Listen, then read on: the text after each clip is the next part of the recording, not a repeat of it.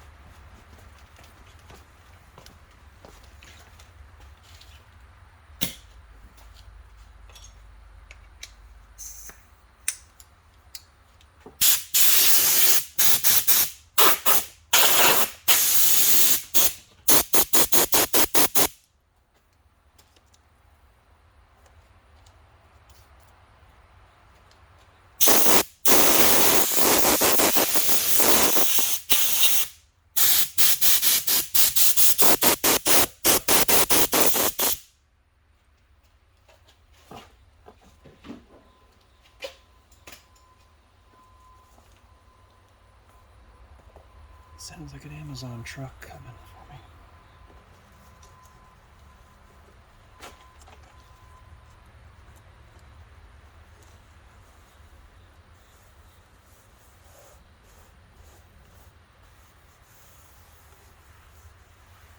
Much better. There's a few bumps still, but that's no big deal. It's not a show car. I just want this to last for a long time.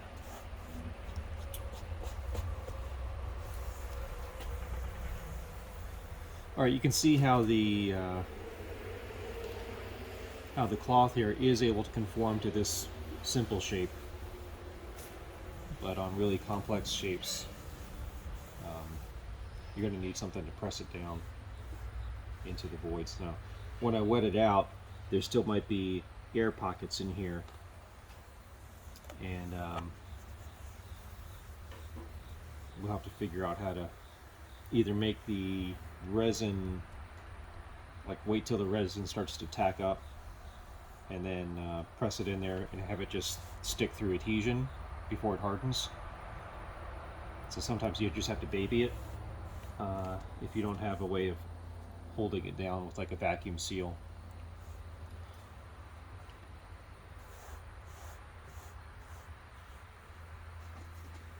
Alright, now I think I want to reinforce this a little bit more, so I'm going to use this cutoff piece here.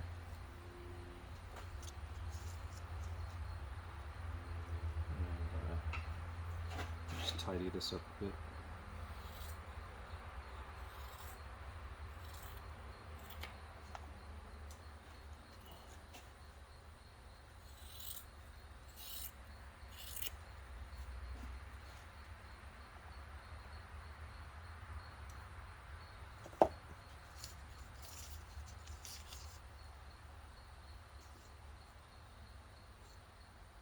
Fiberglass has always been messy work for me. I guess it's messy work for anybody.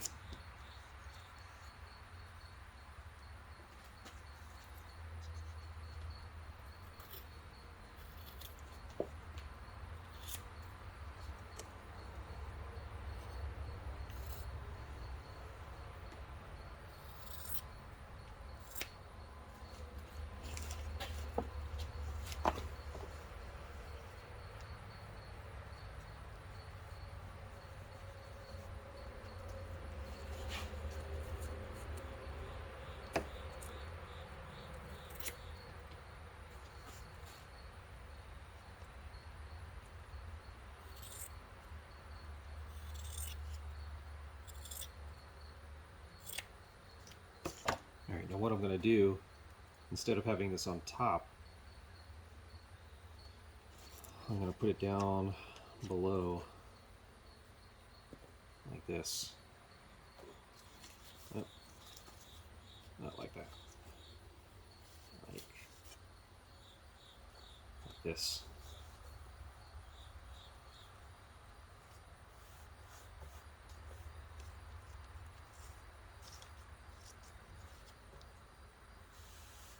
So I can already see I have a miscalculation here.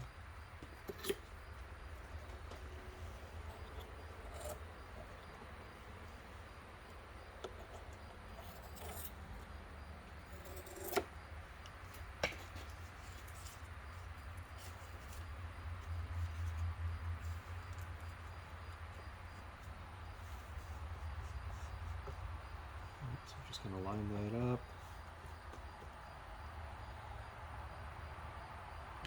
Up.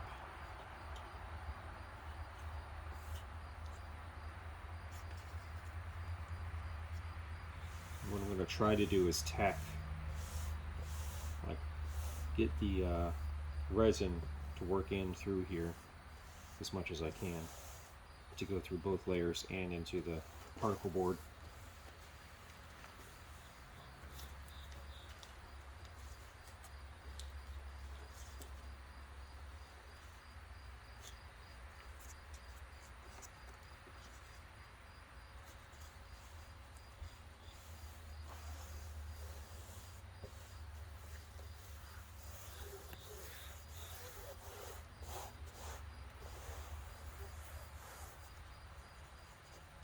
Snags here accidentally.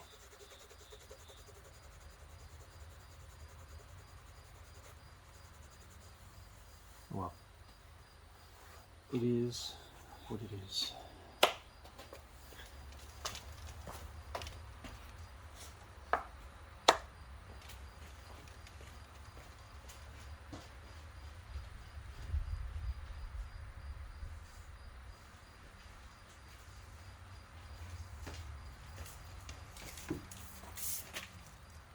Alright, all I'm using to mix is an old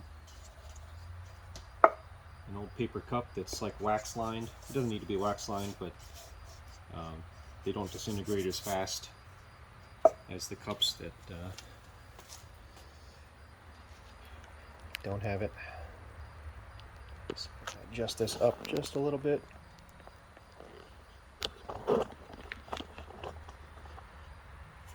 All right.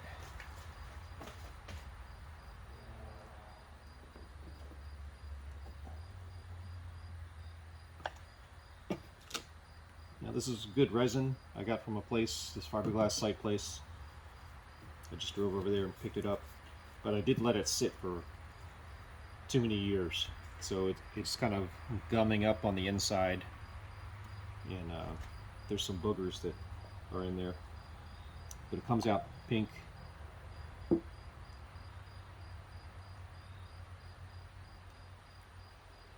The Bondo stuff that they sell is just getting worse and worse as far as quality, and sometimes that stuff will come out brown, and I hear it's like rejected resin from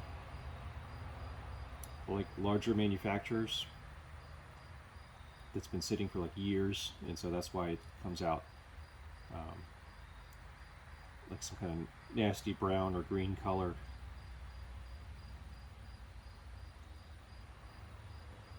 But this stuff, when it's brand new, this stuff comes out nice and pink like this, but without the globules.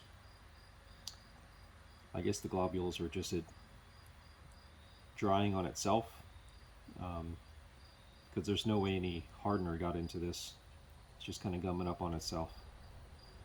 But they're pretty easy to pick out, even though they look atrocious. So,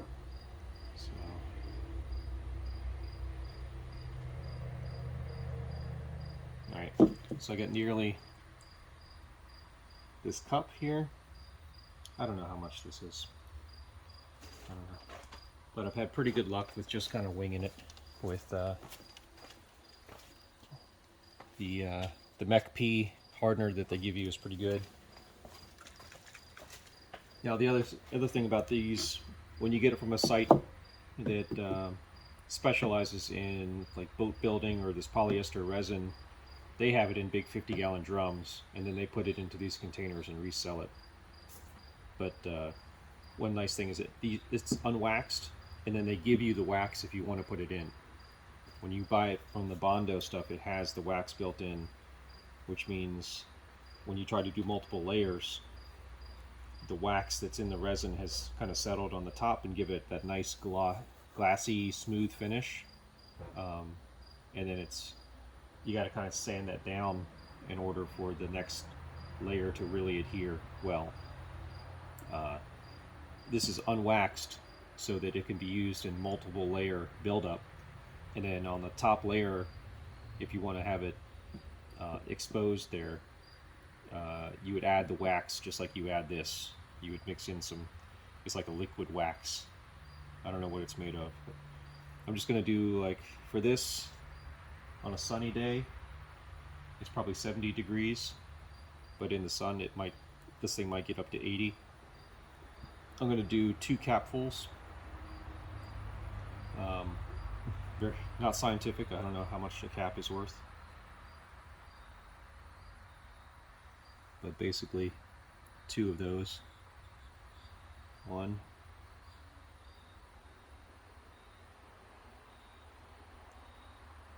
2, and I got it on my fingers, so I should wipe it on my pants, right?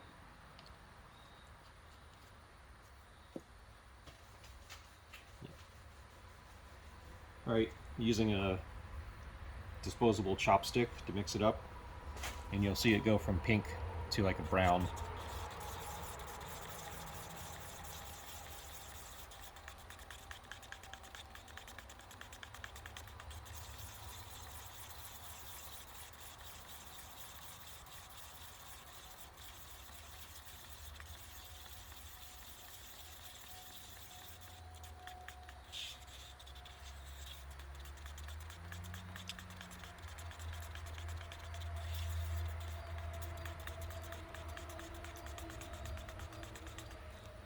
Okay, so there's that brown color.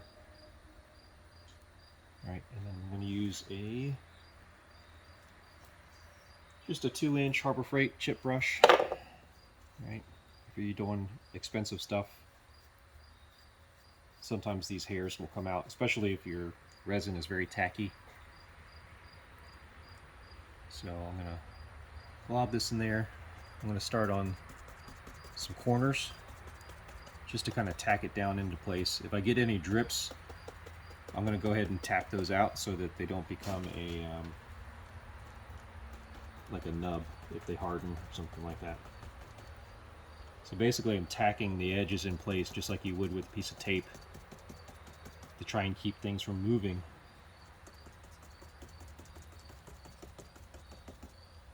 And I'll make my way all the way around.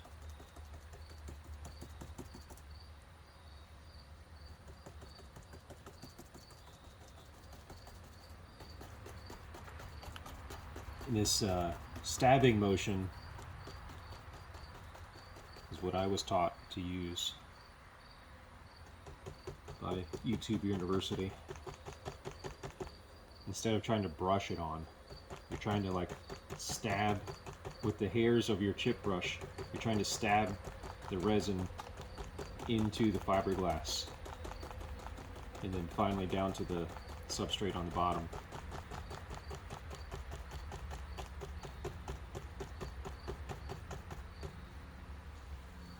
So I'm just going to work my way around like a lug nut pattern. Now this area here, I'm going to spend extra attention on this bottom area because I have to go through 2 layers of the fiberglass cloth.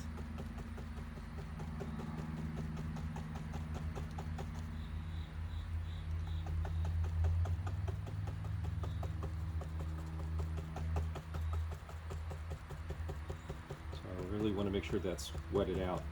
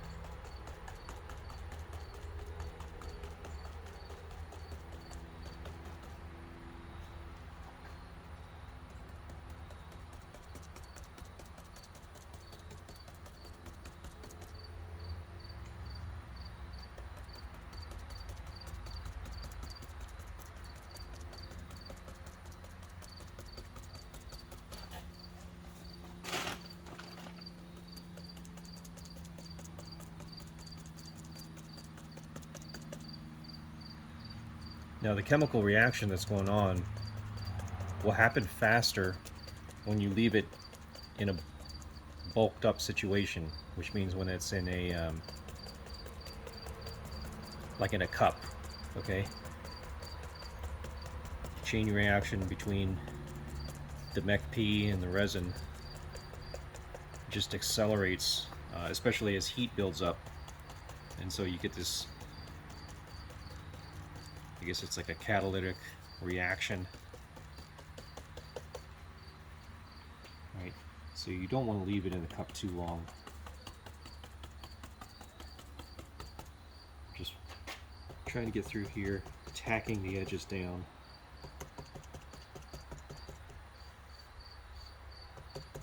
I did brush there because I had I slapped down too much at once, but I don't want to drag the fabric around because that's just going to make it look ugly, and it's not going to help it. It's not going to help the resin get in to the fibers. Okay, extra special attention right in this area because this is where the fiberboard was failing, and this is the whole reason we're doing this at all.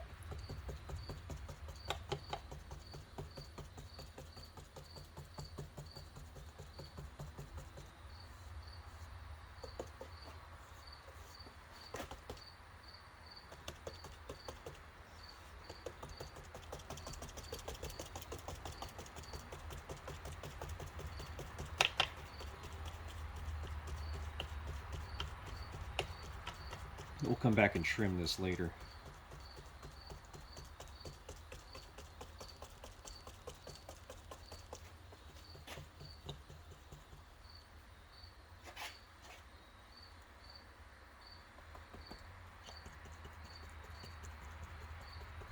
So if I had too much on my brush, I just kind of offloaded some of it off out here, and then went back to what I wanted to do.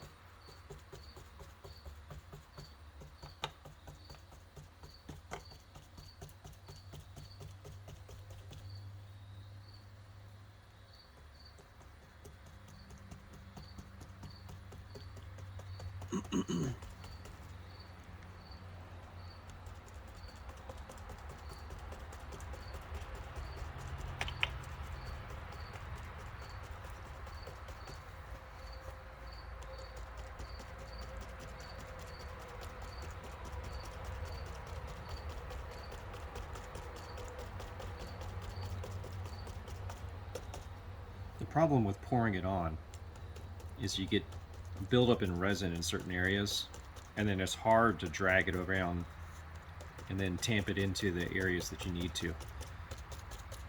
So you end up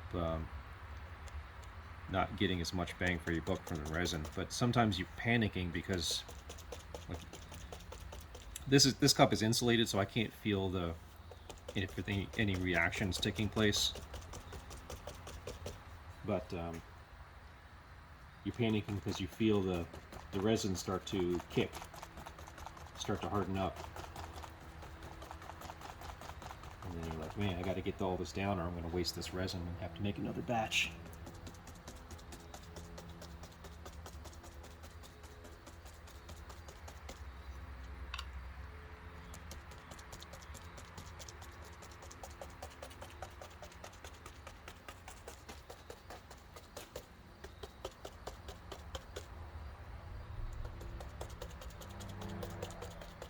Okay, I'm going to try to get this difficult area here.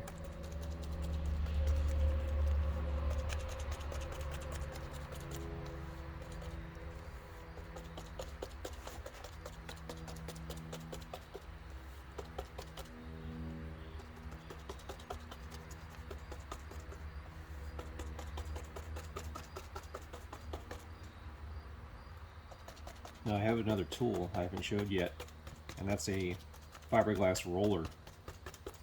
It's a bit more of a specialty tool for the casual home fiberglassing person, but it can help a lot. And there's different styles. Most of them are stainless. Some of them are made of aluminum or plastic rollers. And there's also one that's like a prickly brush for going into the mat, which helps get the air bubbles out and the resin in to thicker mat.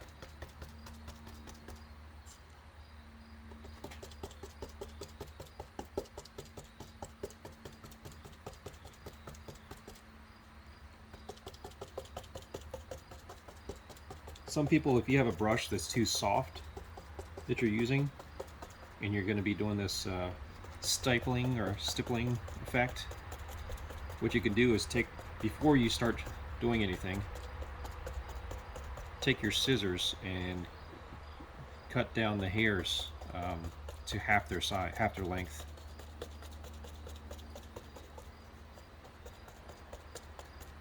And then you'll have stiffer bristles to help you in the stabbing motion.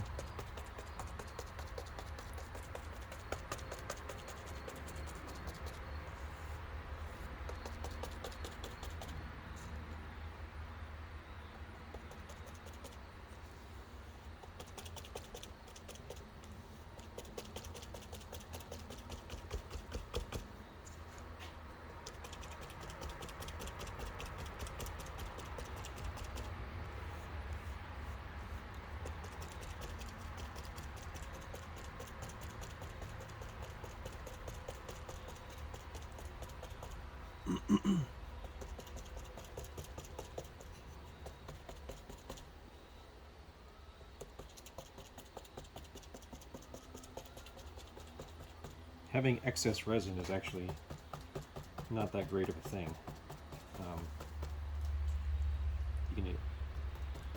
I think you can have even more strength with less resin.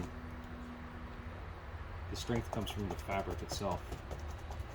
whatever the materials are.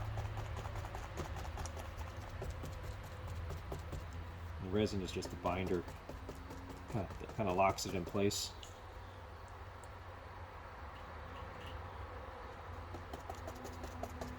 But you wouldn't want to build the whole thing out of just the resin.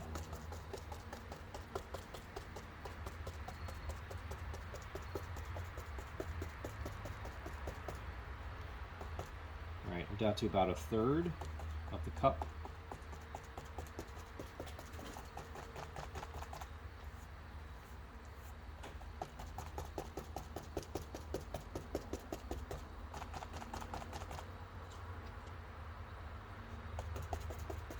Yeah, I'm no expert in this. It's fun when it turns out right, you know, and sometimes it doesn't turn out right.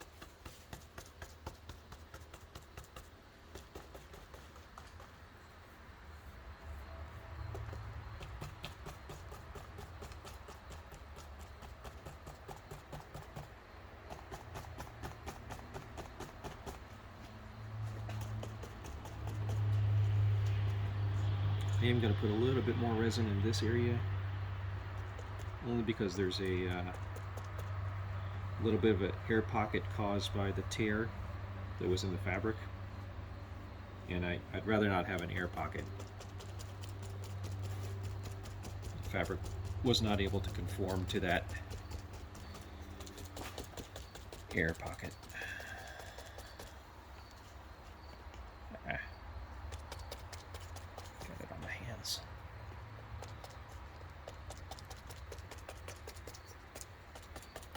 See this how it was like white right here? You don't want it to be white here, because that means that there's air underneath.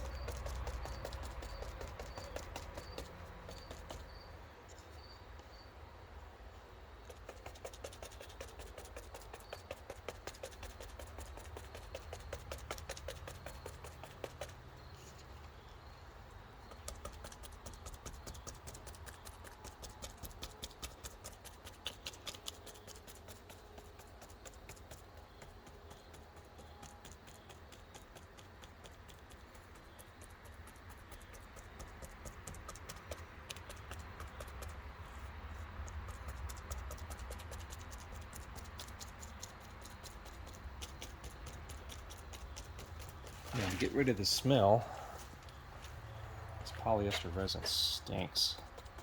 To get rid of the smell once it's done, I think I want to let it sit out in the sun for as many days as I can without it raining on it. The fiberboard will still soak up moisture from rain somehow, so I wouldn't want to leave it in the rain. It will be more waterproof, but until I like throw some paint on there or something, it's not really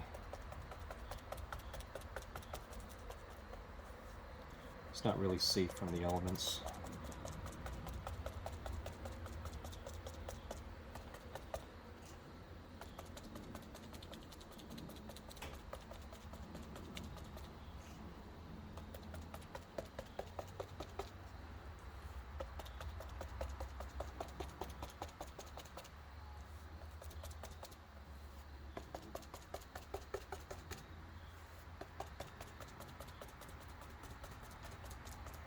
Probably going to have to come back and make another small batch.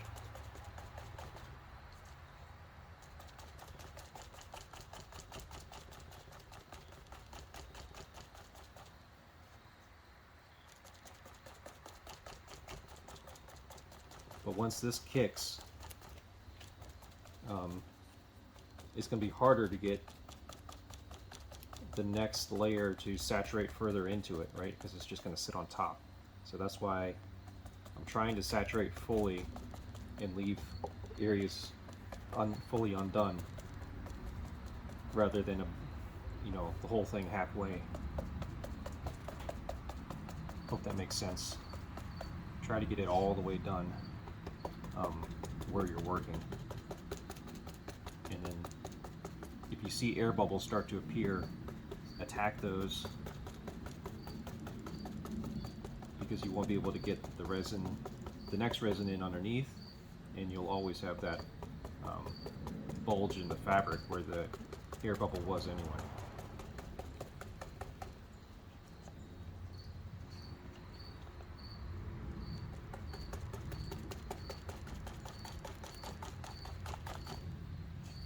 There's probably so much I've forgotten about doing fiberglass work because I haven't done it in so long.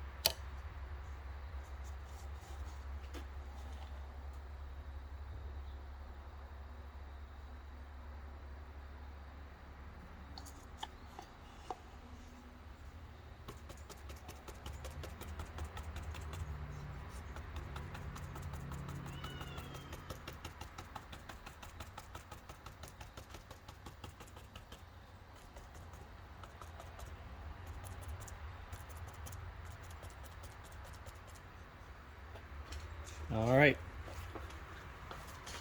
There's still a little wet spot.